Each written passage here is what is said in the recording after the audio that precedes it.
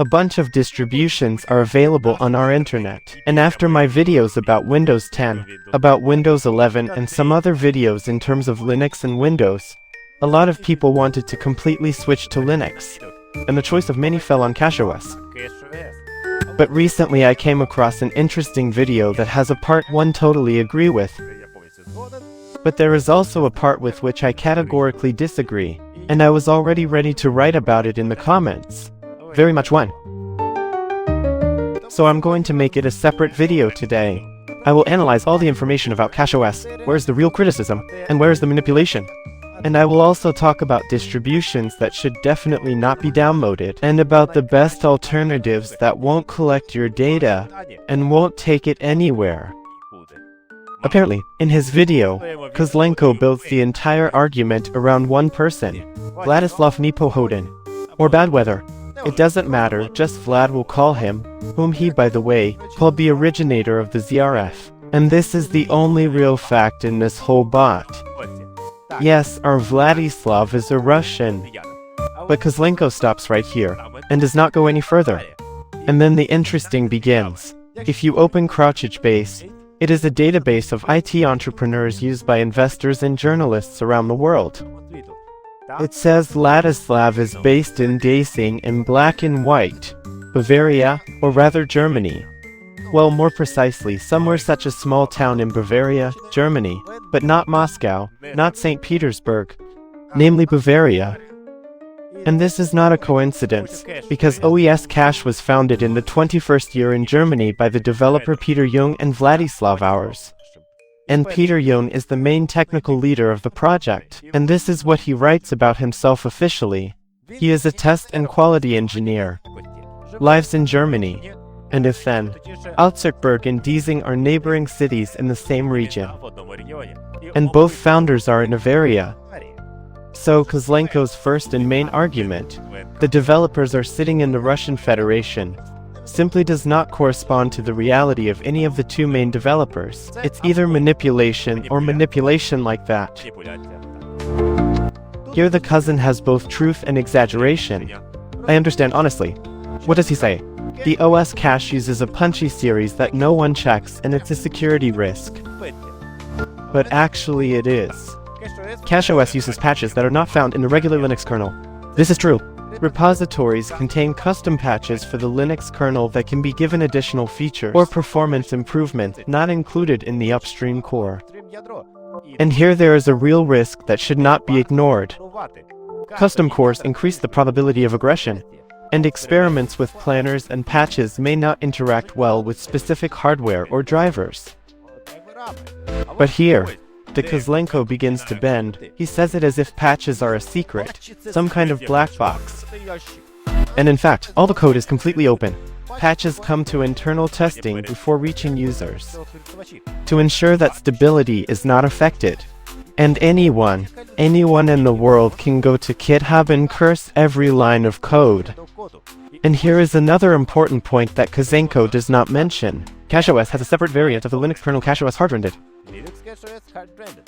It includes a Linux hardened patch with very aggressive hardening that severely limits performance, but protects the system as much as possible.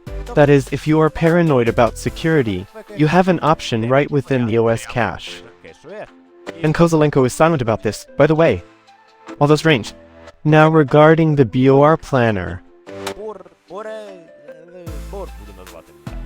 This is one of the key components of Cachyos. Kozlenko hints that this is some dubious technology. In fact, Born is a publicly developed scheduler with developers from various communities participating. Included is Pyotr Gorstin of the Cachyos team. This is not a secret, by the way, development of EFSD. This is an open job that has been reviewed by hundreds of people. And the only real technical risk, and it's fair to say, is that you don't consume binaries anymore that pass through the pipeline sharpening build. You trust the Cachyos build infrastructure, their patch discipline and key management. And that's, again, a real reasonable risk for the paranoid about this play chain, yeah. But it applies to any distribution. Ubuntu, Fedora, Manjaro, it doesn't matter. All of them also ask you to trust their infrastructure. Kozlenko formulates the question as follows. Is it worth chartering security for the sake of FPS? And with this rhetorical question, he assumes that the FPS advantages of Cachyos are either insignificant or invented. Let's look at real independent benchmarks with you. Recently on YouTube and GTH. Tested more than 15 AA games on One Iron on Windows U11 and Cachyos. Applied the results on notebook checks, Changeport and PC Guide. Here are the specific numbers. Other than that, Desert, Windows. Well, I better show everything. And also, why should I voice it? How the hell am I supposed to voice this? It doesn't matter. And most of the tested games Cachyos showed a 3 and 10% higher average FPS compared to Windows 11. But. This is important for an honest review. Windows Unity still wins or draws in some games. For example, the Division 2 and First Dispensions. Cachyos is not magnetic. It is better on AMD and AMD. It is worse in configurations where there are problems with anti-shields, or where the DirectX implementation through Proton is not disruptive enough. Although Proton is currently getting even better thanks to Valve. Love you. In addition to KS2, KS2 Complete Anthem. This is where Kozlenko crosses this line. He claims that if you donate to Cachyos, you are financing the war. And let's break this argument down. First, where is the money? Cachyos is an independent project that exists on a public basis, and financial support goes directly to infrastructure, speed mirrors, BUD server and website hosting, as well as for the work of the team, no corporate structure, no chain of transfers to Russia. Secondly, you yourself are not affected. Well, I'm Ladisov. We have already established that he is from Germany, even if you think that this is not proof. Where is there even one concrete proof from Kozlenko? Not a single transfer case, not a single public statement by the Save authorities in support of the war, and not a single related organization, and only the words "he is Russian" means that he finances the army. And thirdly, it is telling that Russia has started to book CNDKSOES, which actually made installation impossible for many users of ZRF. If it was a pro-Russian operation, why would Russia block their servers? This does not hold logically. And to call a person a sponsor of war without any proof is not criticism, it is knack.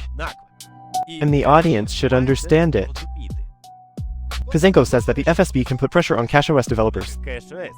Is it theoretically possible? Yes, the FSB is really putting pressure on some developers in the RF. This is a documented fact. But there's a difference between a theoretical possibility and, is this actually happening here?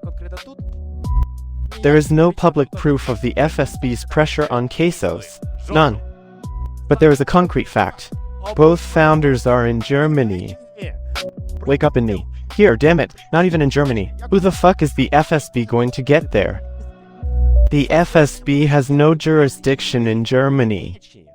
In Bavaria it is more precise, so that the proof was normal for you. Oh, I'm sorry, I really wanted to write a comment under this, but... Mother, I didn't understand your logic, I'm sorry. Author, I'm sorry, well... I didn't see any logic in you here. Yes, I will continue. If you want to talk about sample chain risks seriously, then remember real cases. Attack on Xlentayu. In the 24th year, where the abusers have been implemented for years in an open project as a volunteer or sword wins. These are real-world threats and have nothing to do with the developer's nationality. If you are really concerned, then Cachyos provides specific tools. BOR shelters in all patches are fully open, community tested, and anyone can audit changes through official documentation. The problem is not who writes the code, but whether it is tested. And here the OS cache is no worse than Ubuntu or Fedora. An honest review is neither a measure nor an attack.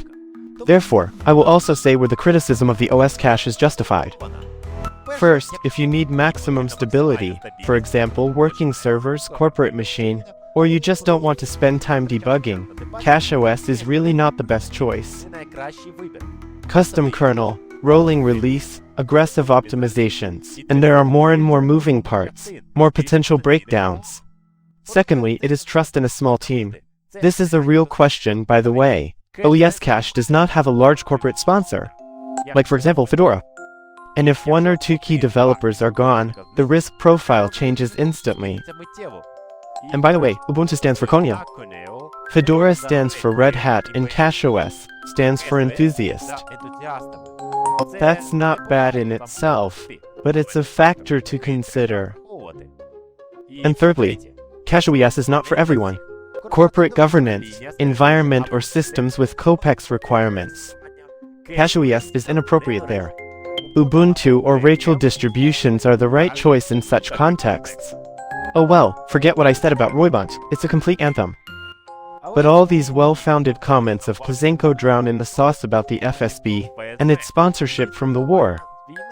And this harms the criticism itself, because the viewer received emotional manipulation instead of real information. To sum up everything that Kozenko said, and what I was able to glean about it, then Cachyos is a real fast distribution. And this is confirmed by independent benchmarks from Node, Bookcheck, TechSport, and PC Guide and others.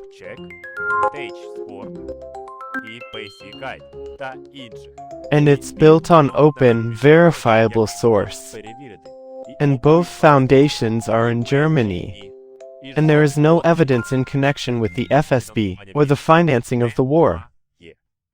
The real disadvantages of Cachyos are instability for fork searches, trust in a small team, and trouble for a corporate environment. These are honest, specific reasons not to use it if they work for you. But this distributive finances the aggressor. This is not a technical criticism. This is speculation in the war for views. It's up to you. But it is necessary to decide on the basis of facts, not horror stories. But this does not mean that the author is completely wrong. Let's say they are impossible specifically with regard to the OS cache. If we talk about distributions that I would definitely not trust, these are Alt Linux, Linux XP, and Infralinux. And, well, there are two more distributions, but that's later. And I want to highlight Alt Linux separately, whose code is not normally open, and it is impossible to run it in detail. In addition, all these distributions are old, almost not updated, in terms of the security base, as well as the bugs that are there and remain unfixed. And now about alternatives. Speaking of really great, normal, fast, independent, this is Zorin OS. Linux Mint, and that's all it seems. Again, we do not take shoes. But I also want to note one of the fully open projects, which is now actively gaining momentum. This is Prism Linux, one of the most modern distributions today. Simple, easy, and the main developer really responds to Tanya's knockdown. In short, the Linux Prism for migrating from Windows to Linux is very good. Well, that's all there is to it. To all who were with me, to new meetings and new adventures. Bye-bye. What? There will be no more Linux. This is almost the last video about Linux. Bye-bye.